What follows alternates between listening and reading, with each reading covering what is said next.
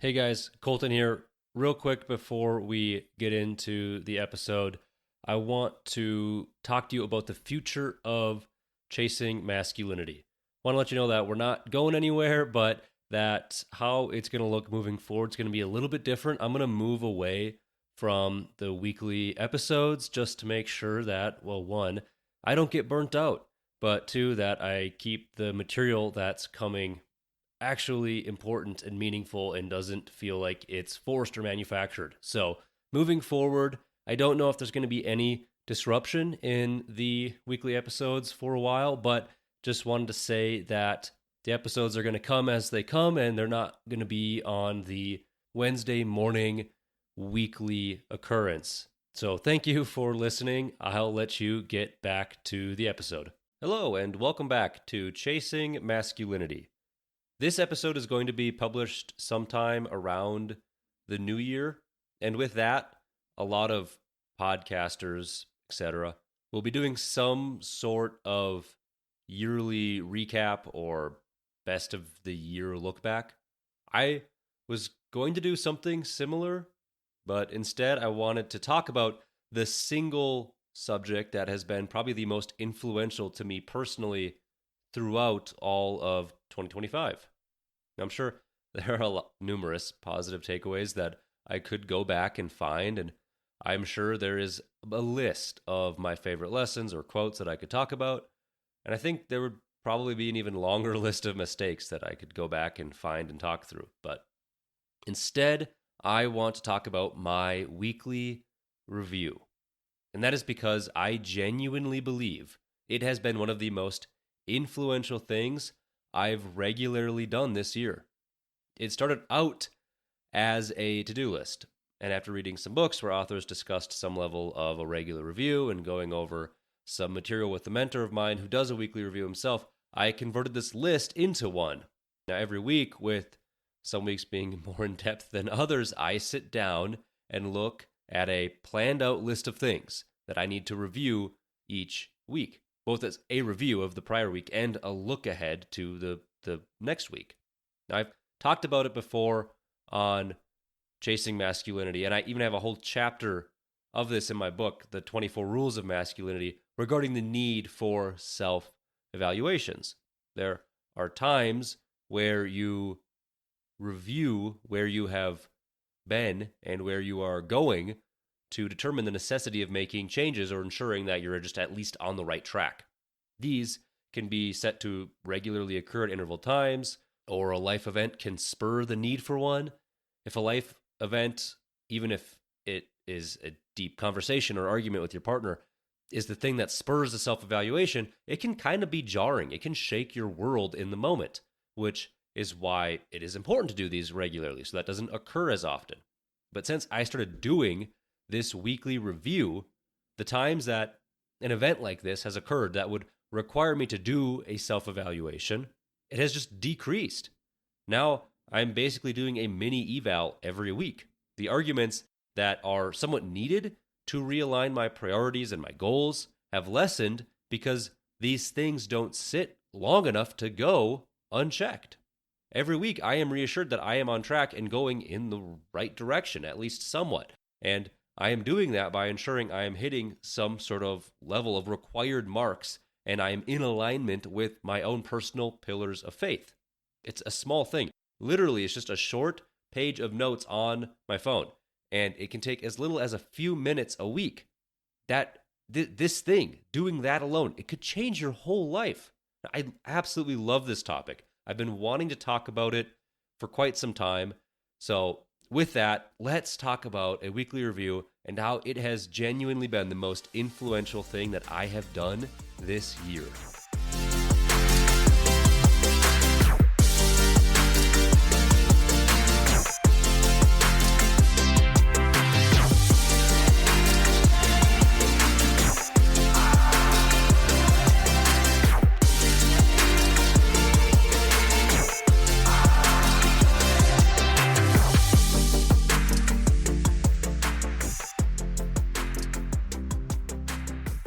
So before I get to where I am now with the weekly review, I need to start from the beginning because although it is the most influential thing I've done in 2025, it really started as something different well over a year ago. Before my wife and I moved, I was a semi recent college graduate. I was working an 8 to 5, going to the gym every day, living in an apartment with not many more responsibilities beyond that. Life was much simpler, as it is when you're younger and you just have less responsibility. I was writing the 24 Rules of Masculinity in my spare time, not knowing if I was ever going to go to press with it. I didn't have many mentoring calls or volunteer responsibilities, startups that I was a part of, etc. All the things that are keeping me busy now. Therefore, when things came up, I either just got them done or I could remember them. I was never somebody who could let things slip through the cracks. I never needed to write things down or have a sort of to-do list. Even when I got swamped at work, I would never need more than a post-it note, and that would only last a few days. I was just able to remember and get it done in a timely manner. Then we moved halfway across the country into a house that suddenly required things done, both regularly and just randomly. Things no longer were planned out days in advance, but weeks and months out. And during this time, my desire for personal growth also deepened, and both my wife's and my plate filled up with a lot of additional responsibilities that, to be honest, we were seeking. It was the life we wanted to live, but it did require more than just remembering things that needed to get done. So I created a to-do list with the Notes app on my phone. It was as simple as remembering to adjust the sprinkler system when I got home or to tighten a wall hook screw in my spare time. It was mostly mundane things that I just needed a reminder to do. I'd think about them randomly throughout the day, and I just wanted to make sure I didn't forget. And in parallel, I also then added a short list of undefined or unwritten things that I just wanted to accomplish each week. These were things like reading at least a chapter of a book a week. And I know a lot of you avid readers will think that's very little. But without this repeated to-do list, or a rolling to-do list as I called it, because it rolls over every week, there wasn't any accountability. I would go 3 to 5 weeks without touching a book and then read half of it in a day. It was just more irregular. It was the same with scripture. I had a desire to read the Bible more. I did. But I never made the time without it being a requirement each week. So I made it a requirement to read at least one chapter of scripture a week. Before making this a requirement on my rolling to-do list, it was the same as reading a book. I would go long distances without reading or even thinking about it. Then I would feel guilty and I would read more than I could even digest in one sitting. So this weekly requirement made it more bite-sized. So whether I read an entire book of the Bible or just one chapter each week, I was still marching forward. The last thing that was on my weekly to-do list was revising one of the chapters of my unfinished manuscript. This was either making a new draft chapter, going back and working on what I've already written. It was just something to keep me moving forward in some sort of direction towards completion. And this list was just on my phone of both the daily to-dos and then the weekly rolling to-dos. And they worked great. It still exists on my phone, even though it's now been adapted and changed into a weekly review.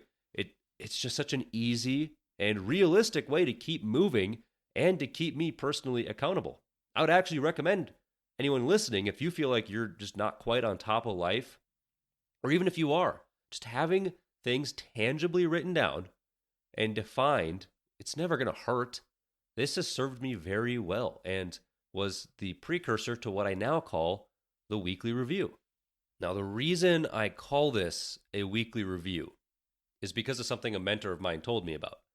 We had been reading through Getting Things Done by David Allen and then also Malcolm Gladwell's Outliers. Both are great books which discuss the topic of reviews.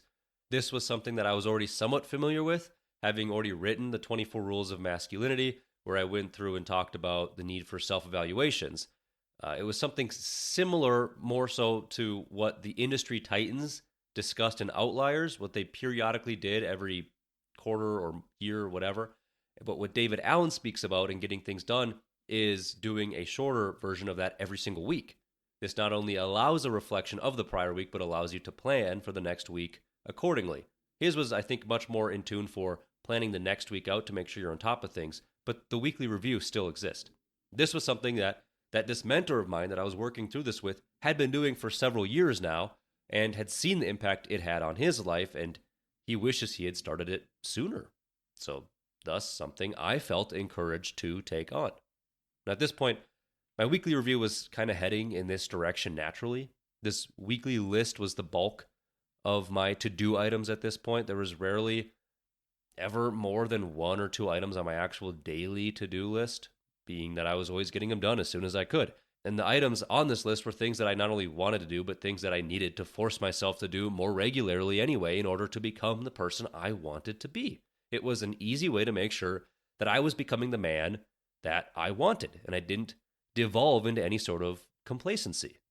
At this point, the things on this list were the aforementioned reading a chapter of a book each week, reading a chapter of Scripture each week, doing a Bible study of Scripture, whether that's in a group Bible study or just with my wife, going through a page of our marriage devotional, calling one of my parents, and then there were some items that were related to this podcast, being that this is a weekly occurrence. Now, I understand the argument here that certain items, such as reading Scripture, calling your parents, or even doing devotionals, shouldn't be on a to-do list, especially not a recurring to-do list, as the heart behind them could easily be checking things off of the list rather than a genuine desire for them. I completely understand and I agree with that statement. However, if the difference is between doing them but needing it checked off of a list or not doing them at all, the former is clearly better. At the end of the day, there are going to be seasons of life where it feels like you will just be checking an item off of a to-do list. You will only do it because you need to get it done and move on to the next thing. Life waxes and wanes, and that is a part of it. The goal isn't always to have the perfect heart behind everything you do. We're human. We're sinful. It is impossible. The goal is to just keep doing things no matter what, because that's where progress is made. That's where we grow. So since this weekly list were things that I knew I needed to do more, even if I didn't want to, because they were making me into the man I wanted to become, it was a lot easier to review how I did in the prior week to see if I was becoming that man. I was already checking things off as I completed them and restarting the next week by unchecking them. This in itself was a form of a weekly review, seeing how I did. All I needed to do next was to add some additional things that I wanted to reflect on and prepare for the following week. If there was something in my daily to-do list that I had yet to complete, or if it was lingering for days, I was forced to look at it as well. These are the daily things. These are the things that you just add that you need to do. They're not weekly occurrences.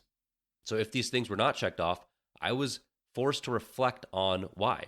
Sometimes it was a weird week or just a specific season of my life, but if it was something that I had been neglecting for weeks, then I had to realign my priorities. And this is the same for the weekly list as well. It applies to both. There are some items that I just had on that weekly list that I didn't mention because I rarely did them. I constantly had to review why I kept skipping them every week. This ultimately led me to realize they were not important to me and not in complete alignment with my goals. I liked the idea of them, but I never actually did them. And so that was somewhat of a reevaluation of my weekly to-do list was, man, I've been skipping this item for weeks now or months now. I need to realize why. So now, I'll talk more about that later, but I want to get into what I do in my weekly review. At the end of my weekly to-do list, I added a weekly review. It was the last item on my weekly to-do list. And underneath that weekly review bullet point is where I put all these additional items I wanted to review. These weren't items that needed to be checked off other than just reflecting or thinking about them during the review. Keep in mind, this all still lives as a note in my iPhone. And I do that because, I'm an engineer. I could have a very complex Excel sheet or sit down at my computer and do this, but I wanted to keep it as simple and as achievable as possible. Now, I've talked about what I still have on my weekly to-do list. So here is what I have as a part of my weekly review on top of these items. These are items where every Sunday I read and I think about them accordingly. Now, please note that this list started as only a few items based on some of my mentors' suggestions, and it has since grown. Now, the first thing I review is my prayer life the previous week. This is because this was a goal of mine to grow in. I had a sporadic prayer life prior. This includes my personal prayer life, the time that I spent in prayer alone, my nightly marriage prayer, which was very sporadic and susceptible to seasons of life and how it changed before adding it to my weekly review, and then also my meal prayer, which was something that I grew up doing and then I stopped when I moved out of the house. This was a simple way to reflect on how I was doing, if there was any positive or negative trends being detected. The end goal was to do each of them a day, and I could reflect on days where I did well or days I didn't do well and why that happened. Again, it could just be a weird day. That's okay. The goal here is to track bigger trends. Now, the next thing, and this was suggested to me by my mentor, and that is a plus delta. This is literally just a plus, something positive about the previous week, and a delta, something negative or something that could have been better. This is a really simple way to make you genuinely think about the last week and what went well. It's a mini way of being grateful and showing some positivity or light. It's also a really simple way to acknowledge that you're not perfect, and it opens the door to some small change that you can make. The next one is to review my personal calendar for the week. This is because I keep my work calendar and my personal calendar separate, given I have two personal accounts with different events planned based on which bucket they fall under, and also a shared account with my wife for all the things that are for both of us. A side note, this calendar has been awesome, and I encourage you to lean into this with your partner. Having a shared calendar, or just having personal calendars that you can both see, something like a Google Calendar, is just a super easy way to plan out your weeks ahead and avoid any double booking. We are usually booked out like 2 to 4 weeks, so reviewing this makes sure that I'm aware of all the commitments I've already made, such as if I have a meeting or call that I needed material prepared for or a book chapter read. It just ensures that it's done, and it also helps us make sure that we're leaving enough time in our lives to enjoy each other as well. A hard lesson learned is just because you have space on your calendar doesn't mean you owe it to anybody else. And the next thing is my work calendar. Now, this is the second part of the calendar review for the coming week, since I do keep the two separate. This could easily just be one calendar. It's just my personal choice to break it up. This is much more high level of a review. I just want to make sure that I'm aware of all the places that I need to be, or if I have to have bigger things prepared for outside of my typical office hours, etc. It keeps those surprises at bay. Now, what I'll do next in my weekly review is I'll review my to-do lists. This is where I see if there's anything lingering on my daily to-do list that still remains undone. This is also where I check off all the things that I completed on my weekly to-do list as well. I'll go down both lists and review any uncompleted items and determine why that is. Now, the way I have this set up is at the very top of the Notes app, I have my daily to-dos. They're quick things that I just add when I think of them, and I hopefully complete them that day. They're just reminders. Below that's my weekly or recurring review. Those are all the items that stay there. And at the end of that list is the weekly review, because that's also something that I need to do every week. So it's on the weekly to-do list, and that's also then where I'll go back and review both of these lists. The goal of the weekly to-do list is not to be ambitious. It's not. I've tried. It doesn't work. It is to have the essentials. There should rarely be things that go unchecked. It's going to happen. It will. But it shouldn't be regular. And if it is, that's when that larger self-evaluation is needed. Are you biting off more than you can chew? Now, there's another piece of this to-do list that I haven't talked about yet. This was actually a suggestion by David Allen, the author of Getting Things Done, and that's the projects portion. These are larger projects, meaning they can't be defined by simple tasks yet, that live at the very end of my list. So below the daily to-dos, below the weekly to-dos, below the weekly review, it's at the very bottom, called the projects portion. These could be things that I'm working on, but they are just over prolonged periods of time. These could be things that I want to keep on the back burner for a while and not forget about. Sometimes I'll have bulleted lines breaking out specific tasks with dates. Sometimes it's just a high-level idea that I just want to remember and maybe come back to someday. That's what I'm going to review next. See if there is anything I can knock off that list or move it up into maybe some more actionable daily to-do items. I call this the projects and dates items of my review. It's where I review my projects and see if I can define dates to complete them by. In my current season of life, many of these unfortunately remain undefined back burner items, but I don't want to forget about them yet, so I keep them on there. The second to last item I review is something I call my personal pillars of faith. These are items that are based on my goals, ambitions, and the man I want to become. When I review this, I use it as somewhat of a litmus test to see how I'm doing.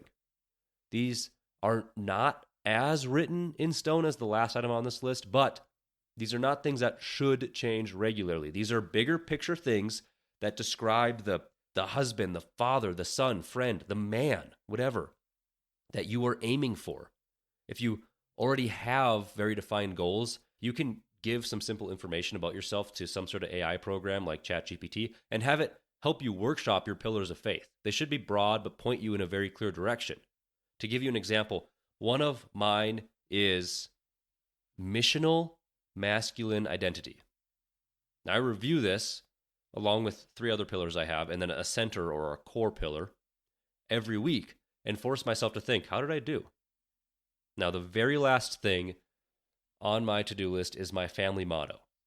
This is a brand new addition to this list because I have recently been convicted to create something to guide my family by. My family name does not have any sort of motto or crest or anything of the sort, but this compelled me to create one so I can use it to guide my family as it grows. Now, this one is immovable. Once created, it is set in stone. That is why it should take several months to workshop and stress test this to make sure it will stand the test of time. Now, that is everything on my weekly review that I go over every Sunday. Sometimes I only take 5-ish minutes because I'm in a rush or what have you. Sometimes I'm able to sit down and truly give the time and attention that this needs to complete. Now, just like the weekly to-do items, it's not about doing it perfectly. It's just about doing it consistently. That's where the results are going to come from. So however much time you have to commit to this, then that's how much time you commit to it. You don't skip it because you don't have time. Now, these are all very specific to me, but I want to talk more broadly about what weekly reviews really should have. So, what should be in your weekly review? Now, you are not me. You should not copy my review, just as I didn't copy my mentors. These are just suggestions. I don't necessarily think this is the blueprint for the perfect weekly review, as I've changed mine as recently as a week ago. But I still think this is a pretty good list to start with and adapt accordingly. Now, the first thing, this should be about your spiritual life. Something about how you are connected, even if that's just to the people around you or to nature. Now, preferably, it's your actual prayer life or scripture or church involvement or what have you. Something about you being a witness to others, something that ties you to your greater purpose. Just reflect on that for the prior week. Now, this next one I highly suggest, and that is the plus delta. Just take a moment to reflect on something good the past week and something that could have been better. This opens the door to see what you could do differently moving forward. Having both items that look back on the previous week and items that look ahead, these are both critical elements of a weekly review. Only looking back means you're never going to prepare, and only looking forward means you're never going to be able to learn. So there needs to be some balance of both here. And so that's what leads me to the next thing that I think you should have, and that should be some sort of review of the following week's plan. Whether that is just a scheduler or a calendar or whatever you use, whether it's one item or 100, make sure you're prepared for the upcoming week. Sometimes if it's a big event in the coming weeks, I will regularly review that as well, even if it's more than a week out. And just as it approaches, I want to make sure that I'm prepared for it. The next thing you need to review is any regular weekly to-do items. This would be anything that you want to accomplish every single week or any set interval time. You don't have to do this, but I think it's a great tool to keep you accountable. Now, the last thing that I think you should have is something written out that reflects who you are, or rather, who you're trying to become. Make yourself face the music of the reality that you are living compared to what you're supposed to be. Every week, you're going to wax and wane, but big picture, are you climbing towards that goal? I call them pillars of faith. Call them what you want, but just have something that you can point towards. Now, this is by no means a comprehensive list. As I said before, I have many other things on my weekly review that are much more tailored towards me, but I do think that this is a good starting point that won't immediately drown you with too much information and a really big time commitment. Now, how I go about this is I find time every Sunday. It can be any day, I just choose Sunday. And I sit down alone and I walk through this list. Sometimes, like I said, I only take 5 to 10 minutes due to time, and I go over some items quicker. Some days I'm able to sit down and give it more time and think through each item and give it the attention it requires. David Allen suggests 1 to 2 hours. I think that's too much. I think anywhere between 5 and 30 minutes is perfectly healthy. If some weeks you have less time, it's better to go over things quickly than to just skip it altogether because you can't spend the time you want to allot to it. At the end of the day, how you go about this, how you want to make it your own, is completely in your court to manipulate, as long as you do it every week. Now, I want to talk about the benefits here of a weekly review. There are 2 major benefits to a weekly review. The first is the look back, and the second is the look ahead. So when you complete a weekly review, a part of that will be a look back to your prior week. You're able to review items like your weekly to-do list, how your prayer life was, how you were aligned with your goals and ambitions. Part of that could simply be by seeing how many items you actually checked off your list, both on the rolling list and just on those daily to-dos. It's a simple way to see how you're doing and just hold yourself accountable. You'll be able to see if fixing that squeaky door hinge is still on your list after the 3rd week in a row. You'll be able to see that's the 3rd time this quarter that I've needed to fix that oil leak. And then over time, you'll be able to see those patterns of things that you avoid doing or things that just frequently come up on your to-do list. This is a great way to recognize patterns that just may require a larger solution. And when you go check off this weekly to-do list, you are ensuring that 1, it's in alignment with who you are and who you want to become, and that you're still on that path. There are going to be things that don't get checked off for months. That requires a reevaluation to determine if it still has a place on that list. Maybe it is no longer in alignment with who you want to become.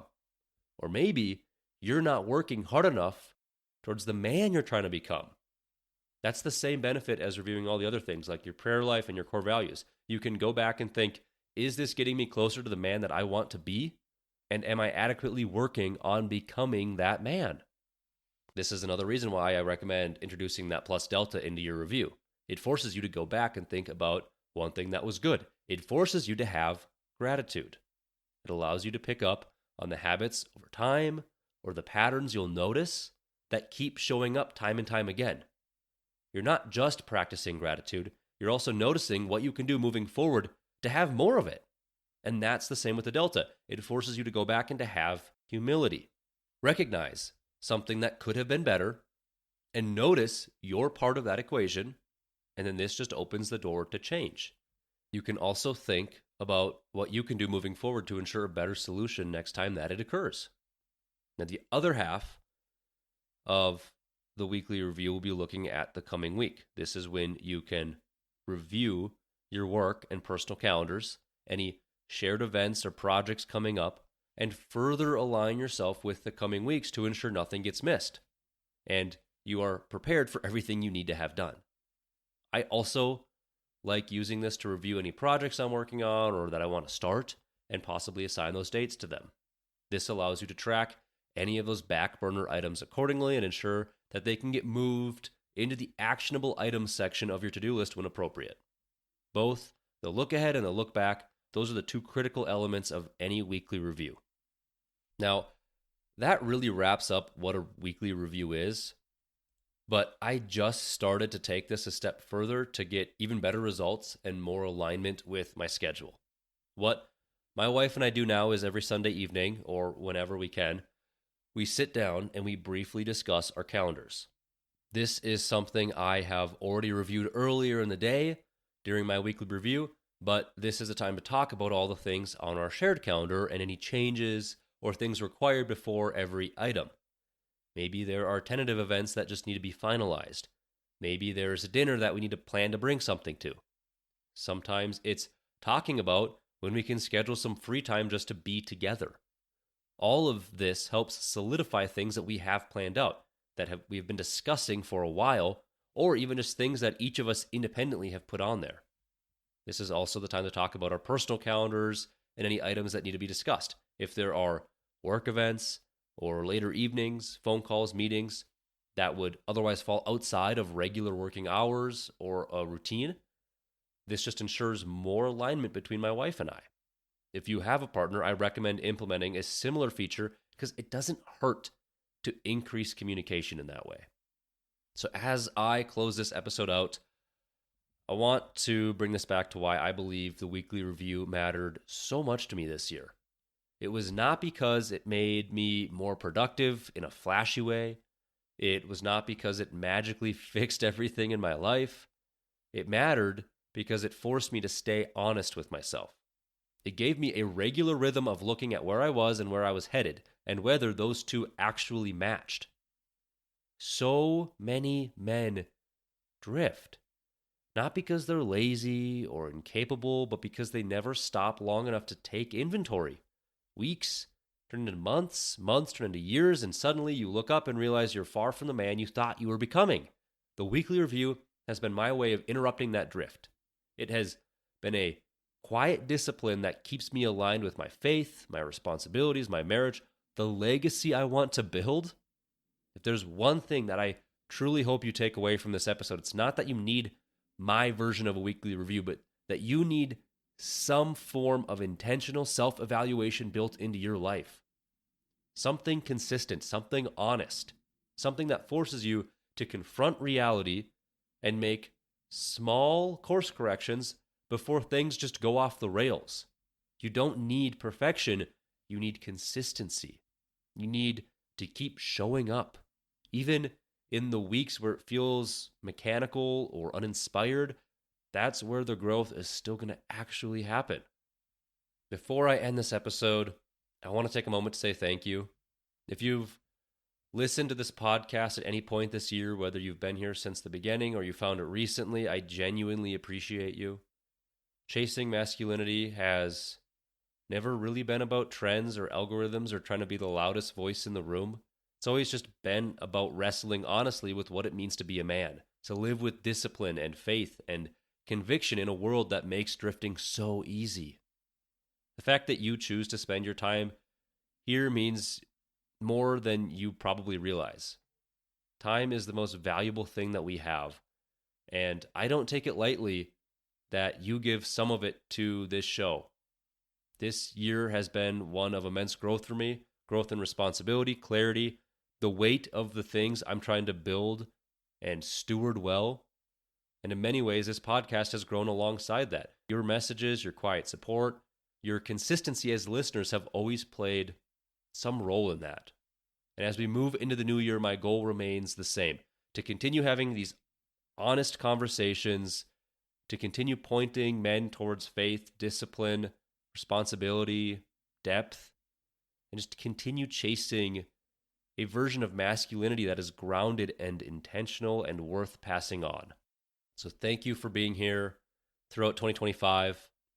I'm grateful for every listen, every shared episode, every quiet moment where this podcast met you where you were, and I'm very much looking forward to 2026. And remember, as always, keep chasing masculinity.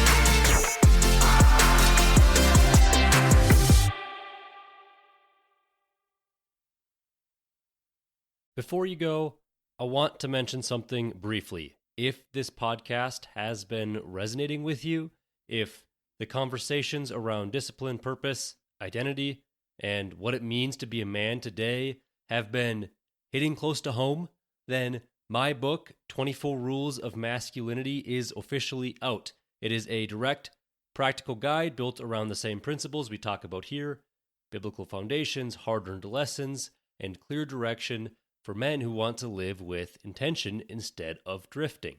This isn't theory. It's meant to be picked up, applied, and just carried with you. So whether you're just starting to take ownership of your life or you're trying to realign and get it back on track, that's why I wrote it. You can find 24 Rules of Masculinity on Amazon or through the link in the description. If you do pick it up, I'd genuinely love to hear your thoughts. Thanks again for listening, and I'll see you in the next episode.